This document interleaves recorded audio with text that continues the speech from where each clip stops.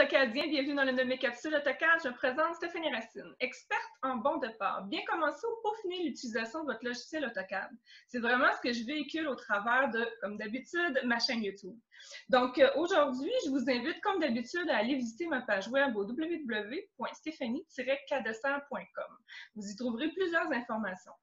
Mais je vous invite également à aller visiter le petit lien que j'ai mis juste ici en bas qui vous mènera à une landing page qui va pouvoir vous fournir vraiment tout ce que j'offre comme service, mais aussi comme gratuité. Donc, évidemment, on parle de mon infolette, pardon. On parle aussi d'un groupe Facebook que nous avons démarré et c'est pourquoi vous avez la présence de mon amie Marjolaine avec moi aujourd'hui, parce que j'aime vous la présenter, évidemment, mais elle va faire une capsule pour vous afin de vous démontrer un petit truc qu'elle est en plein contrôle. Donc, je vais inviter tout de suite ma chère Marjolaine à se présenter. Donc, bonjour Marjolaine! Allô Stéphanie! Comment ça va? Ça va super bien. Je suis un petit peu nerveuse, mais je pense que c'est normal. Mais en même temps, je suis super excitée de me joindre à toi enfin. Ça fait un petit bout de temps qu'on en parle. Oui, c'est vrai. Effectivement. Donc, Marjolaine, comme je disais, elle fait partie du groupe. En fait, elle fait partie de l'investigation du groupe.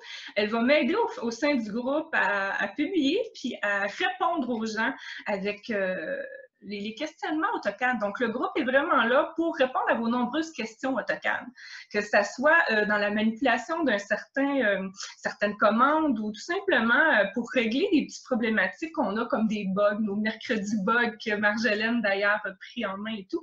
Puis aujourd'hui, je vais laisser Marjolaine expliquer un petit peu ce qu'elle va faire comme capsule. Donc, vas-y Marjolaine, je te laisse pleinement la parole. Merci, merci. Alors, premièrement, je vais me présenter. Mon nom, c'est Marjolaine Moisan-Bouchard. Le nom de ma compagnie, c'est Signé MMB. Moi, j'œuvre dans le domaine de l'aménagement paysager et l'architecture de paysage. Donc, je suis designer paysagère. Je fais des plans en sous-traitance pour des compagnies qui font de l'aménagement paysager. Ou sinon, je fais des projets perso pour du résidentiel en aménagement paysager. Puis, j'offre le service aussi de formation dans le domaine du paysage pour aider les gens, des concepteurs de jardins, à bien être productifs dans la conception de leurs plans sur AutoCAD. Tes formations, si je me permets, tes formations sont sur AutoCAD, mais sont vraiment plus ciblées dans ceux qui font l'aménagement paysager.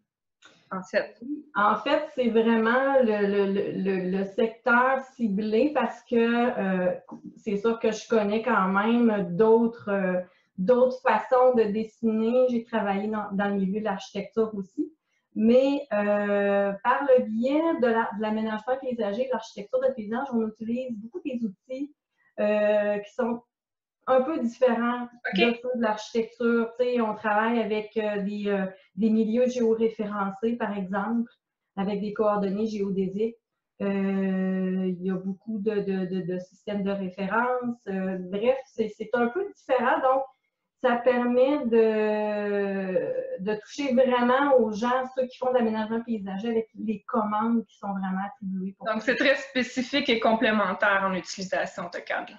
C'est ça. Très intéressant. Marjolaine, je vais te laisser présenter un peu ce que tu vas faire comme capsule aujourd'hui.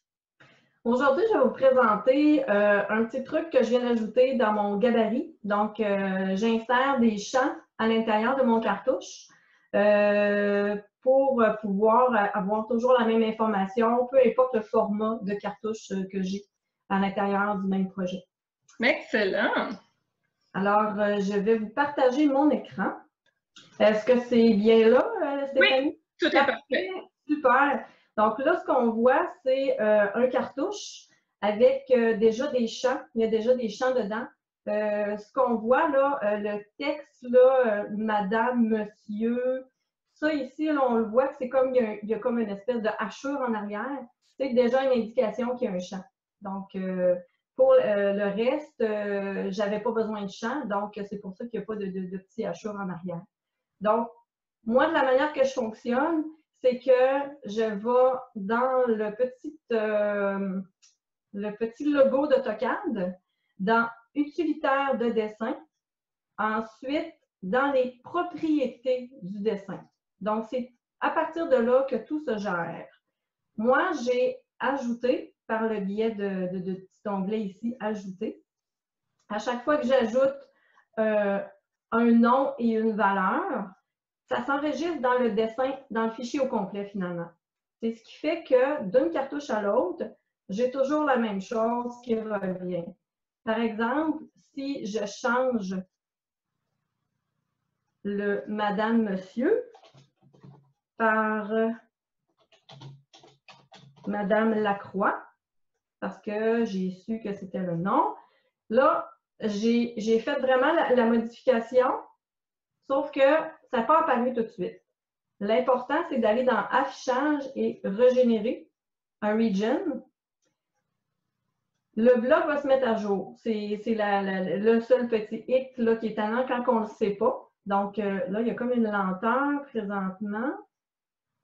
OK, c'est revenu. Donc, on voit Madame Lacroix, c'est ajouté. Ça va avoir, en fait, là, on voit là, mon cartouche 2436. Si je change de cartouche pour le 1824, la modification aussi va avoir lieu. Donc, pour toute l'information qui revient dans mon projet, c'est bien utile. Comment mettre tes champs dans le cartouche? Voilà. Alors, ça, c'est très facile. Par contre, il y a une petite chose qu'il faut savoir. Alors, moi, je vais aller à l'intérieur de mon cartouche, à l'intérieur de mon bloc. Là, ce qu'on voit ici, c'est mes attributs. Donc, on voit là le nom, l'adresse. Moi, par exemple, je voudrais ajouter un attribut de... le champ, il faut qu'il soit à l'intérieur d'un attribut en passant, oui. c'est bien important. Oui. Je vais ajouter le numéro de projet, par exemple. Donc, je vais éditer un nouvel attribut. Alors, je vais dire numéro de projet. Pour faire vite, là, je vais écrire rapidement comme ça. Voilà. Et je viens l'indiquer, mettons que je veux ici. Donc, ça, je vais le mettre sur le même calque pour que ça soit apparent.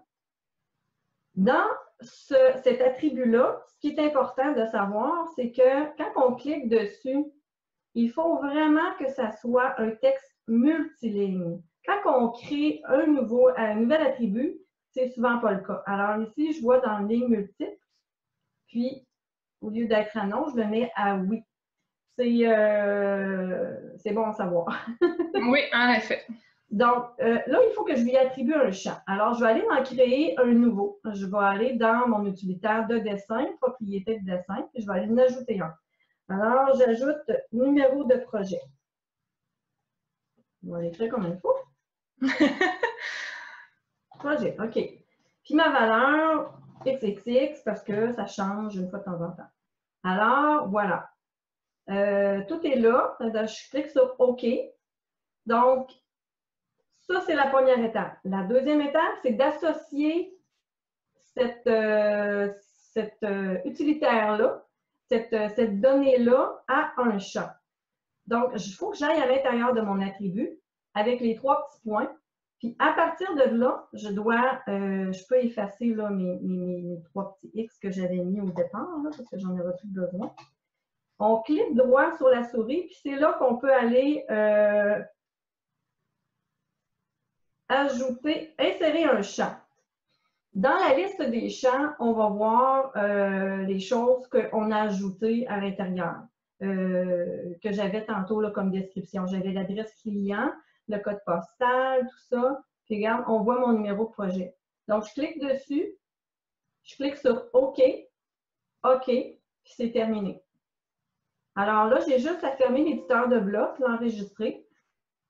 Le changement, il ne se fera pas automatiquement parce qu'il va falloir que je synchronise mon bloc. Donc, ça, c'est la dernière étape. Puis après, le tour est joué. Il suffit d'insérer, en fait, ce champ-là à l'intérieur de toutes ces cartouches. Alors, la seule chose que j'ai à faire, c'est, je vais dans Insertion, Définition de bloc, Synchroniser. Je vais sélectionner mon bloc que je veux synchroniser.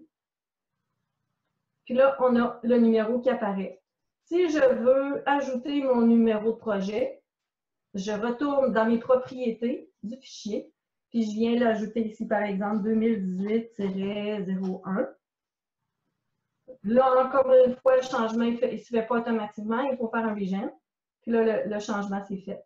Très intéressant, très intéressant comme tactique, vraiment. Très pratique. Alors, je trouve ça très intéressant, Marjolaine. Un gros merci pour ce merveilleux partage. Sincèrement, je crois que ça va aider pas mal nos Autocadiens.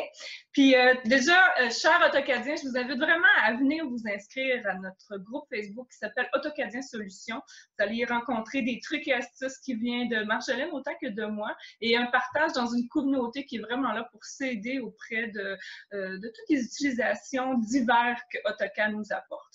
Donc, vraiment, c'est rempli de très bons trucs et astuces, dont celui-ci que notre belle Marjolaine vient de nous partager. Sur ce, je vous dis à la prochaine capsule. Merci encore, Marjolaine. Bye bye.